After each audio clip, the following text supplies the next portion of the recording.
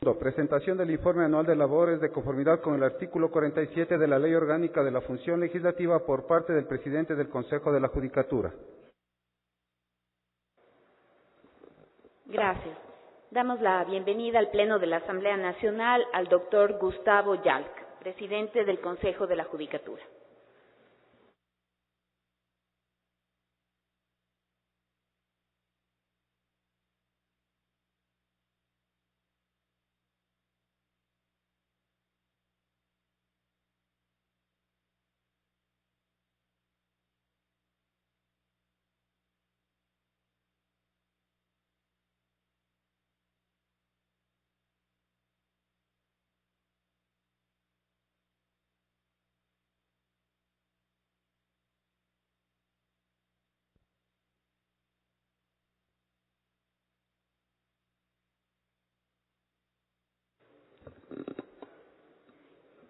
Bienvenido, señor presidente y señores vocales del Consejo de la Judicatura. Doctor Gustavo Yalc tiene la palabra.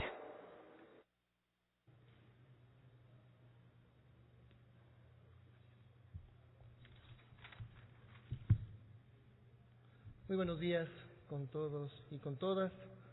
Doctora Rosana Alvarado, primera vicepresidenta en ejercicio de la presidencia de la Asamblea Nacional. Señoras y señores asambleístas, señoras y señores vocales principales del Pleno del Consejo de la Judicatura, representantes de los medios de comunicación, señoras y señores. Es una obligación constitucional, pero también constituye un honor para el Pleno del Consejo de la Judicatura comparecer a este máximo órgano de representación popular para presentar nuestra rendición de cuentas anual ante este organismo. En primer lugar, quisiera iniciar presentando la cobertura judicial, que es un elemento esencial para poder llegar a los ciudadanos con un adecuado acceso al servicio de justicia. Y en esto Ecuador ha podido en estos últimos años pasar de ser de uno de los países con menor presencia judicial en América Latina a estar por encima del promedio latinoamericano de 11 jueces por cada 100.000 habitantes. Desde el año 2015, Ecuador tiene más de 11 jueces por cada 100.000 habitantes. Tenemos 12.6 jueces por cada 100.000 habitantes. Desde el año 2015, 2.083 jueces, tasa de jueces que se ha mantenido en el año 2016. Dicho esto, señora presidenta y señores asambleístas, señoras y señores asambleístas, quisiera enfocar esta rendición de cuentas en dos instrumentos jurídicos emanados de esta Asamblea Nacional y que nos van a servir de hilo conductor para presentar nuestra rendición de cuentas desde la perspectiva del impacto que ha tenido la aplicación de estas nuevas normativas, tanto en el campo penal como en el campo no penal. El Código Orgánico Integral Penal y su aplicación desde agosto del 2014 y el nuevo Código Orgánico General de Procesos, que es una realidad. Con estos dos instrumentos jurídicos, la Asamblea Nacional modernizó todo el sistema procesal ecuatoriano y nos va a servir las normativas pertinentes, insisto, de hilo conductor para esta rendición de cuentas. En primer lugar, con el Código Orgánico Integral Penal se incorporó el procedimiento directo para el juzgamiento de los delitos flagrantes. Este instrumento jurídico aprobado por esta Asamblea permitió a la función judicial contar con un nuevo procedimiento ágil, respetuoso del debido proceso para el juzgamiento de este tipo de delitos que representan un 65% de la forma en la que se cometen delitos en nuestro país, a través del delito flagrante, que antes de la intervención y modernización del sistema de justicia y de esta nueva normativa procesal, terminaban muchos sin sentencia y teníamos este fenómeno de personas detenidas 3, 4, 5, 8 veces sin ninguna sentencia y siempre, casi siempre, en delito flagrante. Con esta normativa, cuyo impacto ha sido decisivo en la lucha contra la impunidad, tenemos que 78.390 delitos flagrantes que se han cometido en nuestro país. De ellos el 30% pudo ser juzgado en procedimiento directo, con un procedimiento ágil, pero además un procedimiento respetuoso del debido proceso. Esto significa que ese 39% de delitos, 30.996 delitos, en un promedio de entre 10 y 25 días, se obtuvo sentencia en un 68% con sentencia condenatoria y en un 32% con ratificación de inocencia. Y aquí hay que subrayar algo. Esto quiere decir que hay un 32% de personas que recibieron una rápida decisión judicial ratificando su inocencia.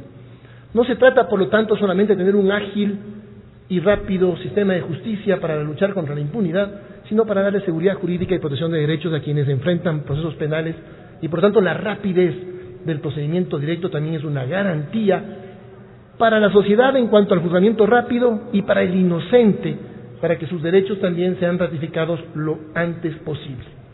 No solo hay beneficios con este procedimiento establecido por esta Asamblea en cuanto a la agilidad, el debido proceso, la rapidez y las certezas que son básicas en un procedimiento penal, sino que además hay un ahorro público, porque si esos 30.000 procesos y los procedimientos abreviados que llegan a 6.000 en este lapso hubiesen ido hacia el procedimiento ordinario, hubieran terminado en un procedimiento mucho más largo, que es el procedimiento ante tribunales penales, cuyo costo en promedio es de $4.905 por causa penal procesada ante tribunal penal.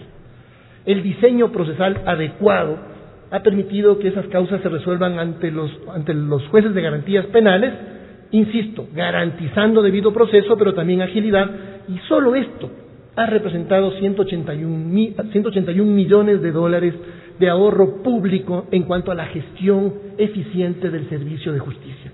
Así que con estas reformas procesales tenemos garantías procesales, mayor agilidad y también ahorro público.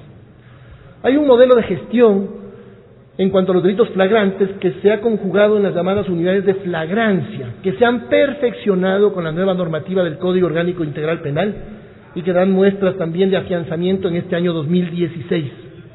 Antes del modelo de gestión, 8 jueces que juzgaban delitos flagrantes emitían 15 sentencias por mes. Con el modelo de gestión coordinado entre todas las instituciones relacionadas y corresponsables del juzgamiento de delitos flagrantes, se llegó a 38 sentencias por mes, los mismos 8 jueces. Con las reformas del Código Orgánico Integral Penal, incluyendo los temas disciplinarios y de evaluación y de tecnología que ahora tienen efectos jurídicos, gracias al COIP, se llega a 46 sentencias por mes. Y los tiempos promedios bajaron de 191 días de promedio a 18 días de promedio en juzgamiento de delitos flagrantes. El COIP también ha permitido el establecimiento con efecto jurídico de las boletas electrónicas de encarcelamiento y excarcelación. Antes, la emisión de estas boletas implicaba para la excarcelación alrededor de 72 horas y en algunos casos aún más. Es decir, una persona que ya había sido declarada inocente todavía tenía que esperar 72 horas en promedio para recuperar su libertad. Gracias al COIP, que es un cuerpo normativo moderno, también garantista, ha establecido formas electrónicas y modernas que nos han permitido que ahora en promedio, en 4 horas, se ejecutan las boletas de excarcelación, gracias al efecto jurídico que tienen por el COIP. Sobre el tema de las audiencias fallidas, que era una aberración realmente del sistema procesal anterior, que permitía que un mismo proceso sea convocado 1, 3, 4, 5 veces a audiencias sin que ninguna se realice y sin consecuencias disciplinarias y de evaluación, permitía que en el año 2012, y no era el peor año, alrededor del 30% de las audiencias convocadas fallen. Con las normativas procesales, con los efectos jurídicos que el COIP establece para la ausencia en las audiencias, se ha podido afianzar, mantenernos por debajo del 4% en audiencias que se convocan y que no se instalan y que en algunos casos por fuerza mayor no se pueden instalar, pero no por ineficiencias que antes eran consideradas naturales en el sistema procesal. Esto ha permitido que se evite que 83.000 audiencias fallen, porque si se mantenían esos porcentajes de audiencias convocadas y que no se instalaban, hubiesen fallado 83.690 audiencias con el costo público que esto significa, es decir, alrededor de $30 millones, puesto que cada audiencia en promedio en materia penal podría costarle al erario público $358. De ahí que estas normativas también han permitido ahorro público y mayor eficiencia en cuanto a la realización de audiencias en la primera convocatoria. En cuanto a las audiencias por videoconferencia, que también el COIP ha permitido que se afiancen y tengan los efectos jurídicos pertinentes, hemos pasado de apenas 53 audiencias que se realizaban con videoconferencia en el año 2013, antes ninguna por supuesto. En el año 2016 se realizaron 11.546 audiencias con la utilización de videoconferencia. Esto quiere decir el 10% de las audiencias en materia penal de juzgamiento se realizaron con la utilización del sistema de videoconferencia, evitando que las audiencias fallen, permitiendo que testigos que no querían comparecer personalmente por temor, a veces lo hagan por videoconferencia, o peritos que estaban fuera del país puedan comparecer por videoconferencia sin que falle la audiencia. Pero aún mejor, que los privados de libertad no tengan que siempre ser trasladados desde del centro de detención hacia la sala de audiencias, con los costos de traslado y operativos de seguridad que esto implica, distrayendo a muchos miembros del cuerpo policial en estos operativos. Con esto se ha evitado que 17.238 procesados tengan que comparecer personalmente con estos operativos de seguridad, lo hagan desde el centro de detención. Esto ha implicado un ahorro público solo en evitar traslados, $4.309.500. Aplicación del COIP, que a veces se ha mencionado que es una normativa rigurosa y extremadamente dura, ha permitido la vigencia del COIP que se realicen 3.071 audiencias de favorabilidad y que de esas audiencias 2.419 personas recuperen su libertad en función de normativas más benignas que establece el COIP, sanciones menores para ciertos delitos, y que esto ha permitido la recuperación de libertad de 2.419 personas. En el caso de 652 audiencias no se aplicó el principio de favorabilidad porque los jueces consideraron que no aplicaba este principio, ya que esto merece un análisis jurisdiccional. Sobre la grabación de audiencias, otro beneficio del Código Orgánico Integral Penal. De las 426.572 audiencias grabadas, ya sean de flagrancias, de juzgamiento, de llamamiento a juicio, de formulación de cargos, de esas audiencias, estas ya se han podido grabar con efecto jurídico y por lo tanto reemplazar la transcripción que en promedio tomaba al menos 2 horas de trabajo de funcionarios públicos, de papel y de horas de trabajo. Esto, por lo tanto, ha permitido que en vez de utilizar 2 horas de trabajo y tenemos un registro y está disponible de manera inmediata, se gana en transparencia, se gana en eficiencia, en ahorro de recursos que representan alrededor de $17 millones en recurso humano y en recurso material. En cuanto a las caducidades de prisión preventiva, este fue un grave problema que tuvo la justicia ecuatoriana, que se ha ido controlando en los últimos años y que también el COIP afianza en función también de los efectos jurídicos que establece en cuanto a las responsabilidades de quienes han provocado esa caducidad de prisión preventiva. Pero aquí vale la pena subrayar algo, estimados y estimadas asambleístas. Han fallado apenas 11 prisiones preventivas en función, comparándolas con las miles que fallaban en años anteriores. Pero es importante también mencionar que en Ecuador tenemos una carga procesal en trámite de alrededor de 115.000 causas, en total de causas que ingresan y se gestionan en un año de alrededor de 333.000 causas en materia penal, de las cuales solo el 8.9 se emitió prisión preventiva para esas causas. Y solamente en el 8.9% de causas tramitadas en el sistema procesal ecuatoriano en materia de delitos, solamente el 8.9% representó o significó la necesidad de la emisión de una prisión preventiva.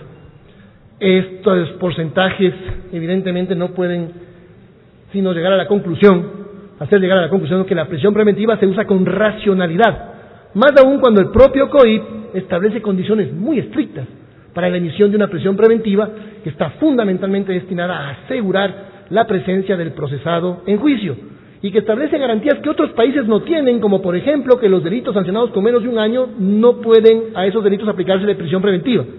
Entonces, incluso con todas esas restricciones, queda muy claro que jurídicamente y en la aplicación no podemos hablar de un abuso de la prisión preventiva cuando apenas el 8.9% de los procesos penales que se tramitan en el Ecuador han recibido prisión preventiva. Código Orgánico General de Procesos. Otro fantástico instrumento jurídico emanado de esta Asamblea y que ha permitido un cambio fundamental, el más importante de la vida republicana del Ecuador en materia de procesos judiciales. Salimos del viejo sistema escrito y se está aplicando desde mayo de este año el nuevo sistema procesal basado en audiencias.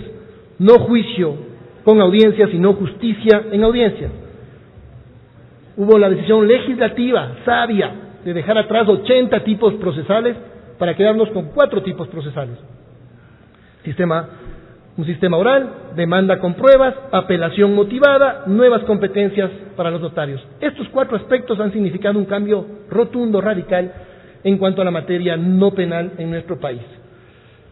Tenemos ya 31.631 sentencias en el sistema procesal nuevo. Esto quiere decir que desde mayo a diciembre del año pasado, 31.600 juicios empezaron y terminaron, pero lo más interesante es ver algunas materias y sus promedios. En 36 días en promedio se están resolviendo los procesos voluntarios. Aquí hay un cambio y una reducción. Ya era corto el sistema voluntario, pero ahora es mucho más rápido. El proceso sumario, que empezó y terminó entre mayo y diciembre del año pasado, representó en promedio 72 días. El proceso sumario en el viejo código solo tenía el nombre de sumario. Podía llegar a durar 1 año 5 meses en promedio. Ahora dura 72 días. El juicio ejecutivo en el sistema del Código de Procedimiento Civil solo tenía el nombre de ejecutivo. Podía llegar a durar 1 año 3 meses en promedio. Es más, duraban 1 año 3 meses en promedio los juicios ejecutivos. En el lapso del año anterior que se midió, tenemos 82 días de procesamiento de los procesos ejecutivos. El monitorio, 82 días, que es una innovación, y el ordinario, que todos sabemos que en promedio podía llegar a durar 3 años en promedio, los juicios ordinarios, tenemos 128 días de promedio en los procesos ordinarios, que fueron 539 juicios ordinarios que empezaron y terminaron en el año anterior. Estas cifras iniciales de evaluación del Código Orgánico General de Procesos y su aplicación en estos primeros meses evalúan extremadamente positivamente el desempeño del sistema judicial ecuatoriano gracias a esta reforma procesal, a este nuevo sistema procesal. Menciono rápidamente el Sistema Único de Pago de Alimentos porque es algo que se consolidó en el año 2016 y que ha significado el beneficio para 724.098 niñas y niños beneficiarias del pago de alimentos. En efecto, tenemos en nuestro país esa cifra de niños, niñas y adolescentes beneficiarias de este sistema jurídico. ¿Qué teníamos antes? Un sistema que merecía una serie de trámites para la actualización, reliquidación de mora, de intereses, actualización de montos, lo cual se hace ahora automáticamente cuando no hay controversia, se hace automáticamente a través de este sistema informático. Antes teníamos apenas una institución bancaria en la cual se hacían estos trámites. Hoy tenemos 78 entidades bancarias del sistema financiero en los cuales se realizan estos trámites del sistema de pago único de alimentos, que representan 454 millones de dólares en cuanto al giro de pago del sistema de alimentos en nuestro país. Algo también merece subrayarse es la cultura de diálogo, la cultura de paz que se impulsa desde el sistema de justicia con la puesta en funcionamiento de los sistemas de mediación y que en el año 2016 representan también un incremento de la cultura de diálogo en nuestro país. 69.000 audiencias convocadas, de esas el 55% se instaló. Recordemos que la mediación es completamente voluntaria, es voluntario ir. Antes teníamos porcentajes mucho menores de asistencia a mediación, lo vamos a ver en la siguiente lámina, pero ya el 55% de convocatorias se traducen en audiencia. Y lo aún más alentador es que de las 34 de las audiencias que se instalan, de las 38.000 audiencias instaladas, 34.211 terminaron con acuerdo entre las partes, es decir, el 89% de casos de mediación, de audiencias de mediación, terminan con un acuerdo de los usuarios del sistema de justicia. Estos son los mejores porcentajes en América Latina. Y lo que les decía, ha aumentado de 46% la instalación a 56% la instalación, y los acuerdos de 84%, que ya era excelente, a 89%, que realmente es extraordinario. Y a nivel de descongestión efectiva, de mediación, también tenemos los índices más altos de la región, con un 11% de prevención y descongestión del sistema de justicia con el uso de métodos alternativos de solución de conflictos. Lo cual también significa ahorro público, porque todos los casos que no fueron hacia mediación han significado un ahorro hacia juicio, se quedaron en mediación. Un juicio puede llegar a costar en materia no penal al erario público alrededor de $470 y la mediación 145. Esto representa un ahorro de alrededor de $20 millones. En justicia de paz, innovación de la Constitución del año 2008, también significa que hemos pasado de un incremento, hemos pasado de 111 jueces de paz a 173 jueces de paz. Recordemos que la justicia de paz es construcción propia de la comunidad, de la junta parroquial. Ahí el Consejo lo que hace es acompañar y nombrar los jueces de paz ya designados por la propia comunidad. A nivel de productividad judicial, también mantenemos tasas judiciales de descongestión muy importantes, ya que tenemos mayor productividad que el número de ingresos. Esto es posible en función de lo que significa tramitación de procesos de años anteriores. El costo de la tramitación de una causa judicial pasó de $1.356 de costo del erario público a 557 en promedio, producto de que con los mismos recursos se produce mucho más. Adicionalmente, señora Presidenta y señores asambleístas, vale la pena echar una mirada, y ojalá lo más rápidamente posible, sobre el tema de infraestructuras, que son medios importantes de inversión social y de mejoramiento del servicio. Pero sobre esto vale la pena iniciar, y me parece una obligación hacerlo, sobre las medidas que tomó el Consejo de la Judicatura frente al impacto sufrido por el sismo del 16 de abril del año pasado. En Manabí tuvimos una afectación en la mayor parte de cantones en las infraestructuras judiciales. El Consejo de la Judicatura tomó de inmediato las medidas pertinentes. En el Complejo Judicial de Familia, Niñez y Adolescencia de Portoviejo, que quedó muy afectado y sobre lo cual estamos tomando las medidas legales pertinentes, y debo decirles también que todas estas afectaciones están siendo reparadas y cubiertas por los seguros pertinentes que el Consejo de la Judicatura mantiene vigentes en todas sus edificaciones. Ese servicio se logró restablecer el 9 de mayo siguiente, 3 semanas después ya estaba restablecido este servicio judicial. El Complejo Judicial Penal igualmente quedó gravemente afectado, igualmente ahí se están tomando medidas legales y también las medidas pertinentes con el seguro que cubre esta edificación. El 9 de mayo ya se restableció en otro lugar el servicio de justicia. En la Corte Provincial de Portoviejo, este es un edificio que tenía alrededor de 20 años, un poco más, igualmente asegurado. Este edificio ya está siendo intervenido con los recursos del seguro, se están haciendo los reforzamientos pertinentes y en el transcurso de estos meses próximos, alrededor de mitad de año, esperamos ponerlo nuevamente ya en funcionamiento. La Corte Provincial se trasladó el 16 de mayo a otro lugar donde se encuentra funcionando. Los archivos igualmente fueron recuperados. En Pedernales, menos mal esto no ocurrió en horas de trabajo, porque básicamente quedó en el suelo esta unidad judicial en Pedernales. El 3 de mayo ya nos reubicamos en otro recinto donde está funcionando correctamente el servicio de justicia. Desde el 3 de mayo, es decir, 2 semanas después, estábamos ya nuevamente en Pedernales funcionando correctamente. En Jama igualmente, el 29 de mayo se restableció el servicio en la unidad de policía comunitaria. En Flavia Alfaro, el 28 de abril ya se restableció el servicio en otro lugar, este era un lugar alquilado. En Rocafuerte, el 3 de mayo estábamos ya nuevamente funcionando, quedó muy afectada la unidad judicial anterior y pasamos en un comodato con el municipio a un nuevo lugar y estamos mejor instalados que antes. Igualmente en Manta este edificio fue derrocado y con el seguro se producirá su reconstrucción, pero ya el 27 y 29 de abril sus servicios se reinstalaron en otros lugares de la propia ciudad de Manta. En Chone la afectación fue muy baja, rápidamente se arregló, el 27 de abril estábamos ya funcionando. En Tosagua la afectación fue mediana, el 28 de abril estábamos ya funcionando nuevamente.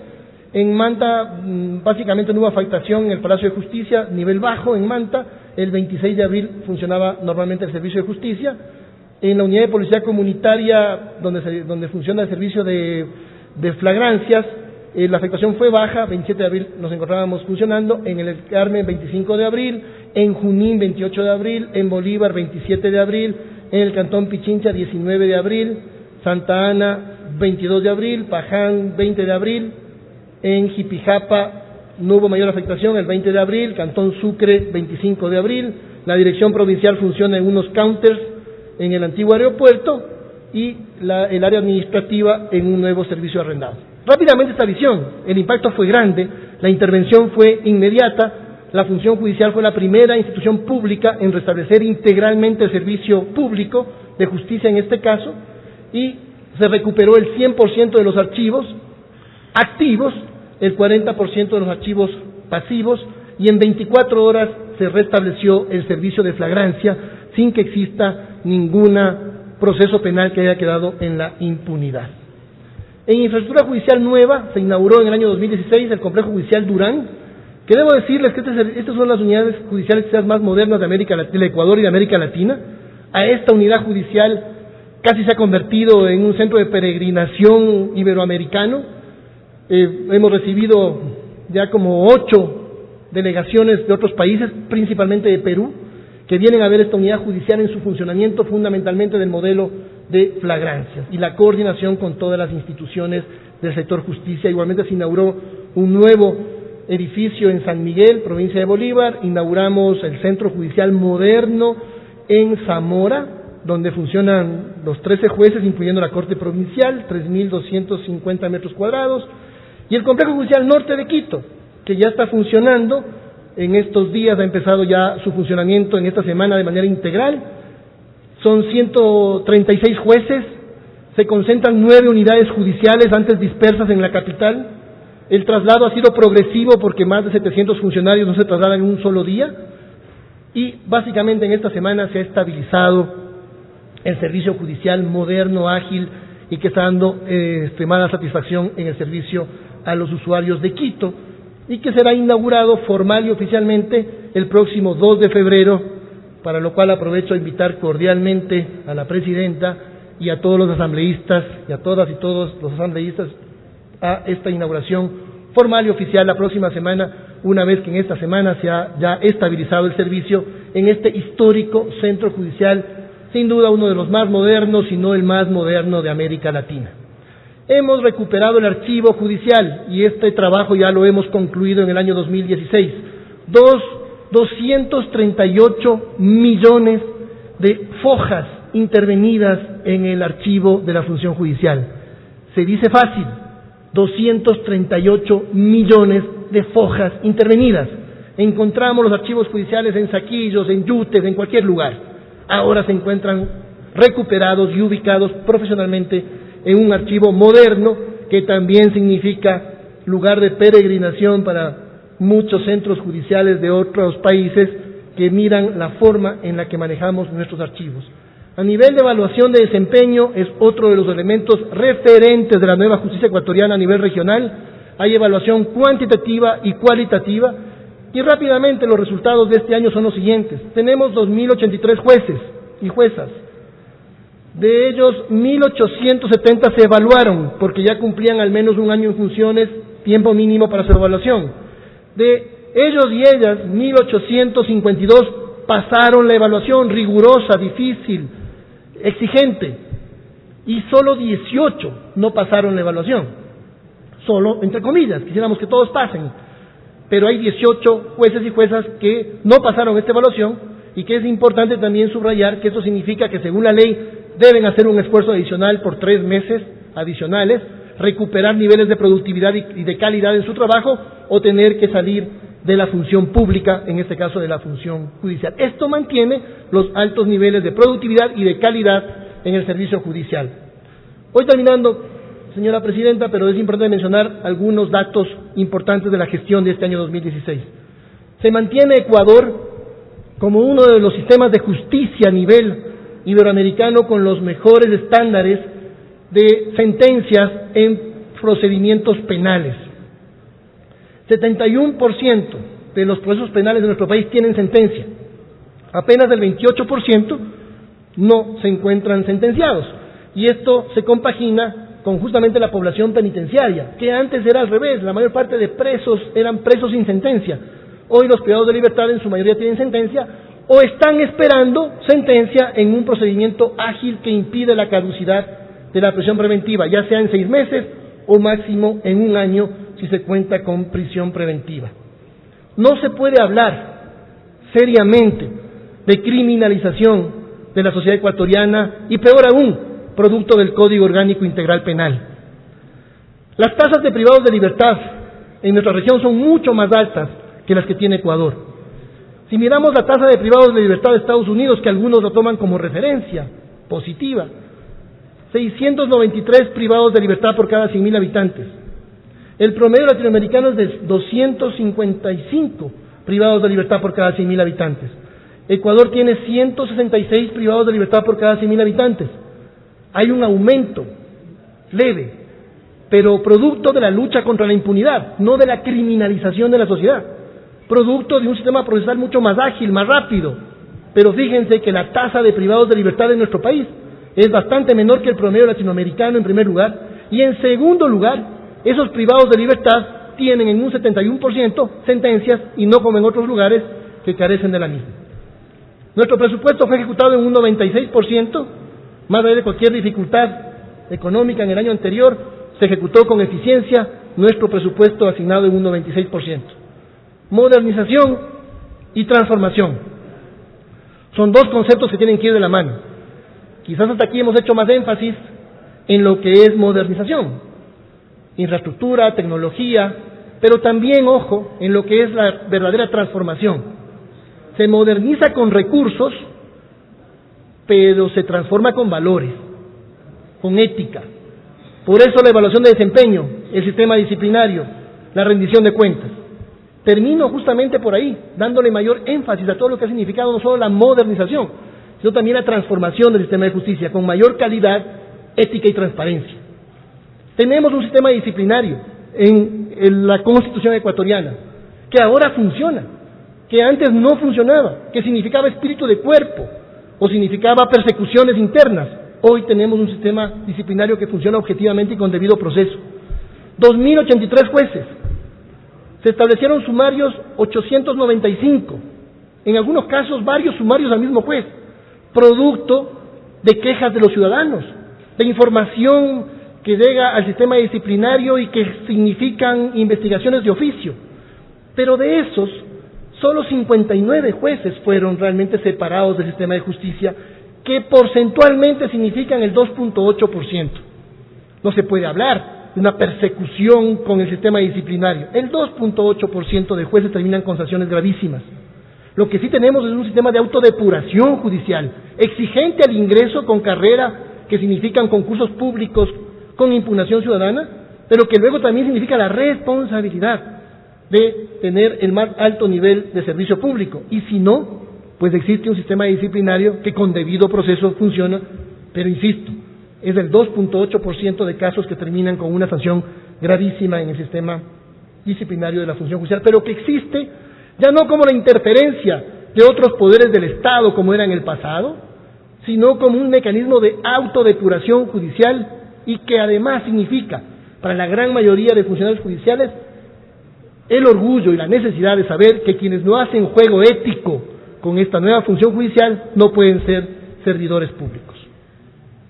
En el caso de los fiscales, 849 fiscales, 193 sumarios, 17 desvinculados por actuaciones que significaban negligencias manifiestas, gravísimas infracciones que terminaron con destituciones.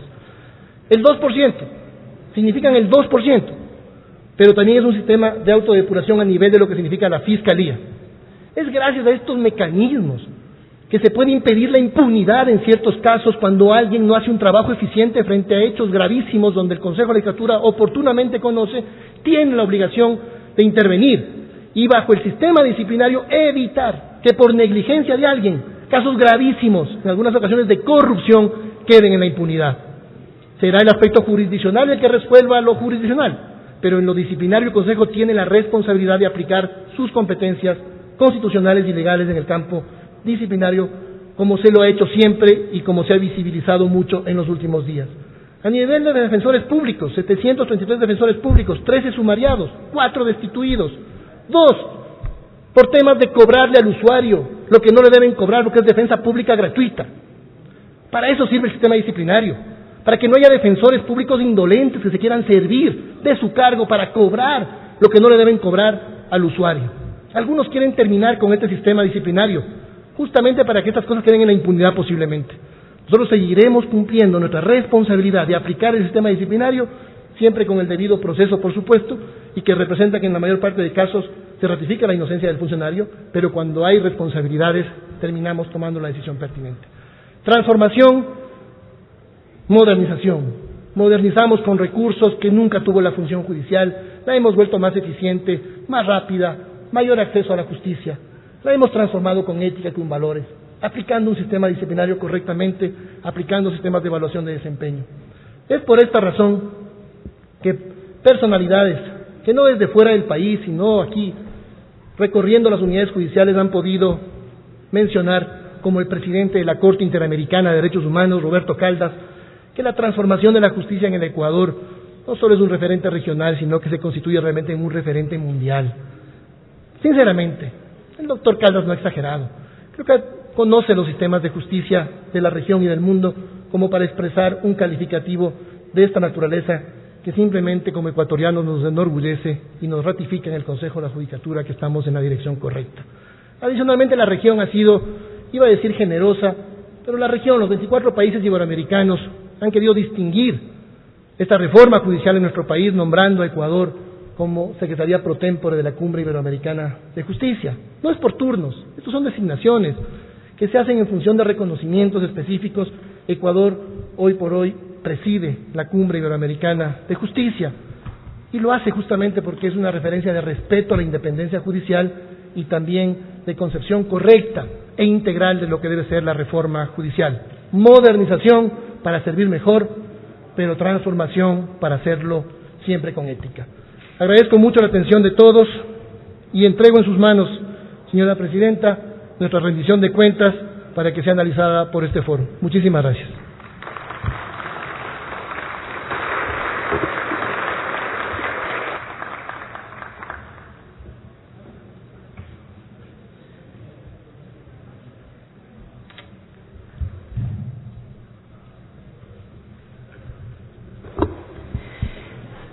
Agradecemos la presencia en el Pleno de la Asamblea del doctor Gustavo Yalc, presidente del Consejo de la Judicatura, así como de todos los señores y señores vocales del Consejo de la Judicatura en este informe de rendición de cuentas de las actividades del Consejo de la Judicatura en el año 2016.